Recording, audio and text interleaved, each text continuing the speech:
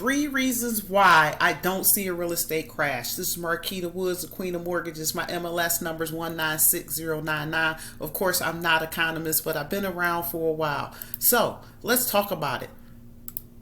The housing crash of 2008 was caused by these 6 reasons. The top one being no income, no asset loans, not verifying people's ability to pay, oversupply of inventory, adjustable rate mortgages with a 2-year adjustable period but 3-year prepayment penalties, a rash of foreclosures, and last but not least, fraudulent and inflated appraisals.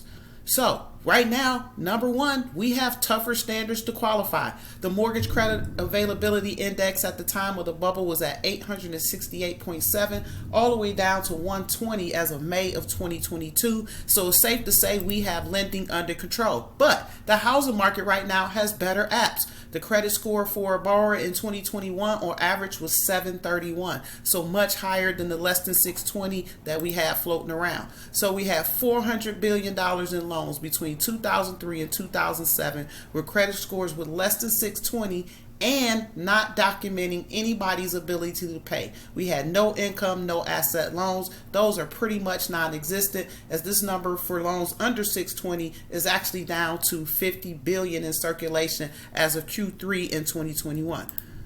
Next is supply and demand. It's pure economics, folks. A neutral market is 4 months of supply for demand. A buyer's market is 6 months more of supply for demand. We're currently sitting around the 2.6 or 2.5 months of inventory as of May 2022, and that's according to the National Association of Realtors. I gather to think by the time you see this, that number is about the same. We're clearly in a seller's market, and that is a challenge for buyers. However, there are some windows of opportunity. So demand is greater than supply, unlike 2008. The experts don't believe that a bubble or crash is in the cards, and that is going to likely keep prices high just because supply, again, is lower than demand that is actually needed. Home prices are forecasted for 2022 to still be up by 9%. So prices are still on the rise versus depreciating. So we have a deceleration in the market right now just because we lost some borrowers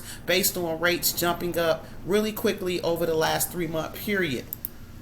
Let's talk about it. Number 3, housing. Is strong or is it weak? The foreclosure activity levels are at all-time low. So let's take a quick review. Is it strong or weak? You make the call. Home affordability, lack of new homes, increase in buyers, better qualified, less foreclosures, and you have cash circulating in our current market.